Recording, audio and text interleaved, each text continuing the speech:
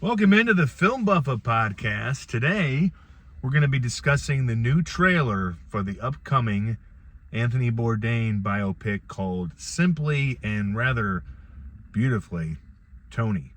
So the movie stars Dominic Sessa, and if you know him, you'll know him immediately from The Holdovers, a very, very good Alexander Payne Christmas-timed themed movie with Paul Giamatti, where Dominic Sessa was one of the kids that had to be held over Christmas break at the college, and him and Giamatti's kind of eccentric loner black sheep of a teacher kind of get to go on a little adventure. So he is really a perfect choice to play Anthony Bourdain. I mean, if you think about it, the hair, the gangly kind of physique and the way that he's built, and also just the fact that he's kind of a smartass. He played a really good smartass in Holdovers. So it's a big-time role for him.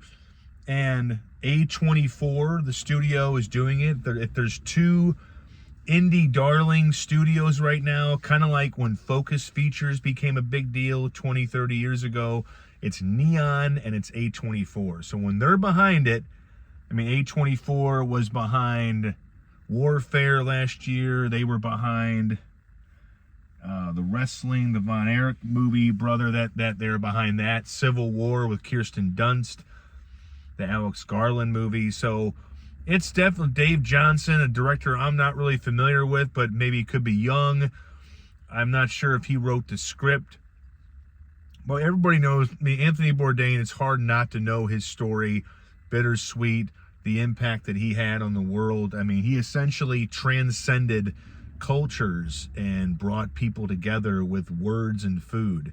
He started out as a guy who wanted to be a writer, and then when the writing wasn't working out, he started kind of working in a kitchen, and he slowly worked his way up. As he could cook, it wasn't like he just walked in and became a chef, but he, shucked oysters, cleaned up, bussed, and in the movie, his mentor, who I don't recall the name, I didn't check the IMDb cast list, but it is played by none other than Antonio Banderas. And let me tell you, when you watch the trailer, this is what studios cut up to have an Oscar chance. This trailer screams Oscar. It screams, hey, we're doing this right. And the movie was also green-lit in a way by the Anthony Bourdain estate. And that's always good to hear. You don't want to hear that people did a movie and the real person or the real person's family, they're like, no, this is going to suck. It kind of just puts a little bit of a dark cloud over that movie when it comes out. But the Bourdain estate gave this the okay because in the best way possible. Look, it's been done well a few times where they tell a person's story, a musician, a celebrity, a chef, or an actor, or whatever, from birth up until, and they jump, and they jump 5 to 10 years sometimes, but when you go birth to the end, it's just, you have to cover so much ground, and you're trying, and a lot of it's going to be kind of inspired and made up and interpretation. But the reason the Bourdain estate gave this the green light was because Johnson's film, again named Tony, only focuses on a summer in 1975 when his life, Anthony Bourdain's life, was kind of shifted from being a writer to being a full-blown chef. And it's his time with Banderas' chef that kind of really kind of solidified what he wanted to do, because I like to think that culinary and cooking and writing are not too far off if you think about the influences and what people can bring into them. Everybody, you can hand me 10 ingredients and I may be able to make something, but you hand them to Anthony Bourdain and he could have made a masterpiece of a meal. The same way, if you hand me, 500 words and I can move them around into a great article, something that makes you kind of feel something. That's just how we interpret things. And if you do it right, you interpret the world through your art. Like, I write because it helps me work through my own shit and it helps me understand things better. And so I think Bourdain found his calling through that. And when you do a movie like this and you know the real tale, it's a bittersweet thing because we know how it ends. I mean, it's not a spoiler to know that in the end he took his own life. And the news of that death years ago is still just like, it's just haunting, because it's like when, Robin Williams took his own life, but when he was battling Lewy body dementia, but with Anthony Bourdain, it was just, he had demons. And I think without being somebody who suffers from that kind of depression and that can push you to that brink, it's just, I feel like you're trying to keep those demons from climbing up a wall. Like, the castle is your psyche, it is your body and your mind, and sometimes you can push them off the edge, but they climb up and they get in there and they don't really want to leave. And so in the end, it's, when you're watching this trailer, it just kind of makes you sad, because if I had a chance, if somebody I knew was getting suicidal and I had a chance to tell them something, I would just say, hey, let's make it to tomorrow. Let's think about tomorrow. If he said, Dan, you got to talk this person down, I would go, let's not worry about next week, next month, next year, because I think people who have those suicidal thoughts, they think of the next few, patch of time as more time for potential heartbreak to sneak into their life, instead of having somebody like me to go, hey, it could be full of good stuff, so that's what I would do. If I could just go back in time and just say, hey man, just stick around till tomorrow. Life is hard, let's do it day by day. But even with the tragic end, it's still a fascinating life. I mean, he sat down with President Obama and had a 6-hour meal. He was always a guy who thought, it's not about the price of the meal, it's what you're eating and who you're eating it with and where you're eating it. There was a short-lived Bradley Cooper starring Kitchen Confidential Fox series that didn't really make it off the ground, but I feel like that's good, because this movie could be the quintessential look at his life, even if you just see a summer, and her name is fleeting me, but it has the girl from Coda, and also from last year's HBO series Task. She plays his girlfriend, the one that asks very wisely in the trailer, are you a good guy or are you a bad guy? And I think with Anthony Bourdain, we always kind of knew he was good, but what was his mind telling him? He was always battling something. And I think, if we have those kind of thoughts, I think we just try to make people feel better. And I think by cooking for people and making their lives happier, he did that. And so the movie is going to hit hard. You don't make this kind of movie about a beloved figure. Parts Unknown was a great series where you got to go around with Bourdain to all these little holes in the world, where he would go in there and he would create a family by going in there with his personality and his words and his cooking. And he just bring people together. I always say, if there was a war zone, there was a conflict, just send a great chef who has a sense of humor or a personality, and they'll make things better. You don't need weapons, you just need good food and conversation. And so losing that kind of person to a very depressing, losing him at all. We've all lost people way too soon. We've all kind of want more time with people, but to see that tragic end, it kind of puts a little bit of a bookend on this story, but it's just gonna make the movie hit harder. And to know that the family gave it its blessing, because again, you don't want that. You don't want to go into a thing where this is a big part of the movie. It's one thing, like in Cinderella Man, the Ron Howard directed, Russell Crowe, Renee Zellweger movie where he played Jim Braddock, the Depression era boxer. The fighter that he fought in the end of that movie, Max Baer, they did kind of make him more of an antagonist than he really was. He wasn't like he taunted Jim and his wife at that dinner. Craig Bierko played it really well, but they kind of made him a bully. But in this movie, where Anthony Bourdain is the centerpiece, you don't want to have that. And so I think the director, Dave Johnson, made sure that, hey, this is what I want to do. It's kind of like the Steve Jobs movie, not the one with Ashton Kutcher, or Kutcher, or however you say his name. I was on a radio show one time, and I've always just said Kutcher, and they're like, did you just say Kutcher? But they made a Steve Jobs movie with him, and I thought it was okay, but the Michael Fassbender one was even better, a lot better, because it was better cast. You got Kate Winslet, Jeff Daniels. Come on, Seth Rogen and one of his playing Dan Wozniak. but they chose 3 key parts of Steve Jobs' life, 3 products that he launched. That defined his rise, his fall, and his rise, his success, and his ultimate, revolutionary breakthrough in technology with computers and Apple.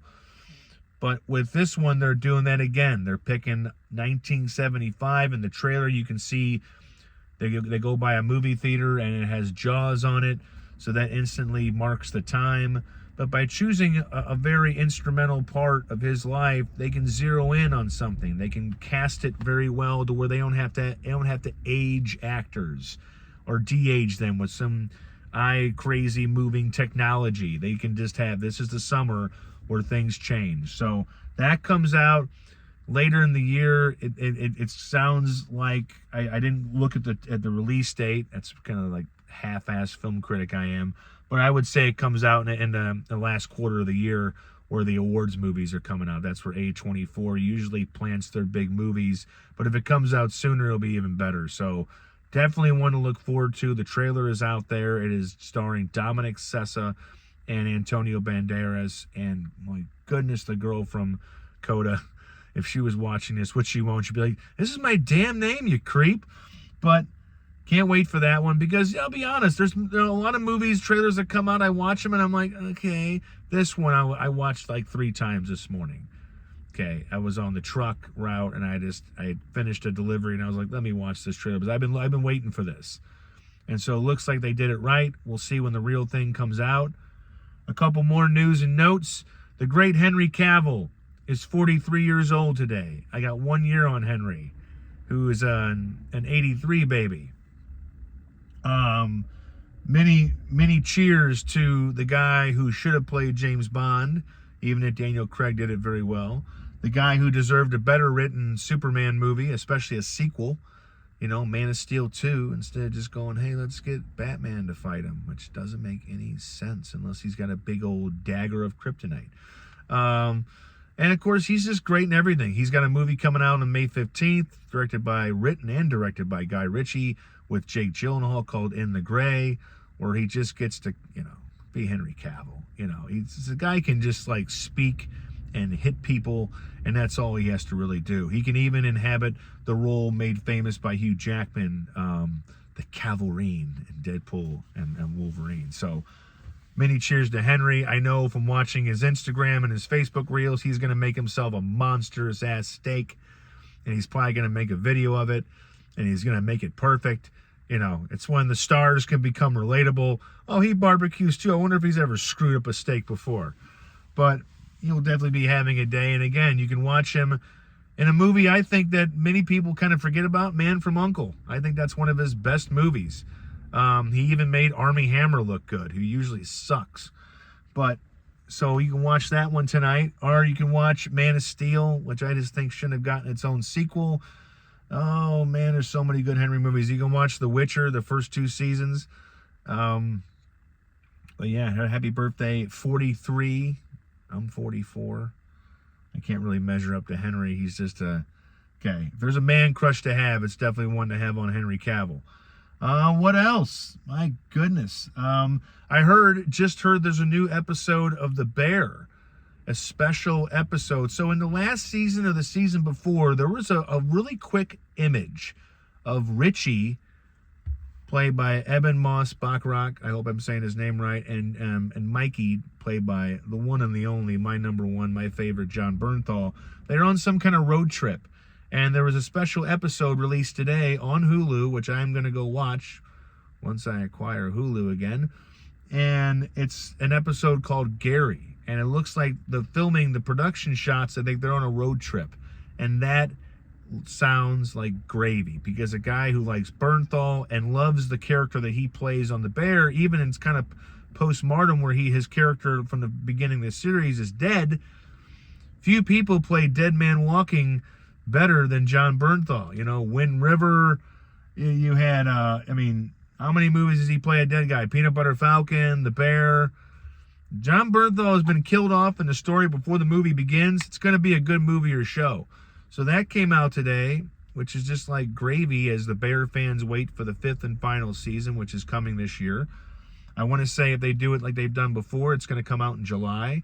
This one comes out, it came out today, and then on May 12th, in one short week, we get The Punisher, Last Kill, or whatever it's called. It's just a John Bernthal Punisher movie. So it's a Bernthal month, ladies and gentlemen. Get excited. But yeah, a road trip movie with Richie and Mikey from The Bears, now available to watch on Hulu. I'm going to get back in there and pick some plumbing, drink some Coke Zero, and try to keep myself going. It's one of those days where I stayed up late night last night watching the new episodes of The Boys, which I did a podcast about last night. And then I started watching a screener called Biff Naked, who is a female punk rocker who had a really rough life but made it out on top and famous in her own way. I got to finish that. So I'm a little tired. When you go to bed after midnight, you got to be up at 6 to feed two loud cats. It's not wise. It's not like exactly burning the candle at both ends, but you're burning something. So have a good one. Again, the Anthony Bourdain biopic movie coming out this year called Tony has a new trailer. It's great. Henry Cavill's birthday is today, and there's a new episode of The Bear starring my boy, the guy that is one of the middle names of my pit bull. His full name is Leroy Spartacus Bernthal Provel Buffa. And yes, he was named after my favorite actor and my son's favorite actor. So anyway, I'm doing something right with Vinny. So have a good one. Be safe, be kind, and damn, take it easy on yourself, okay? No matter what anybody says, you're hot shit. And that's it.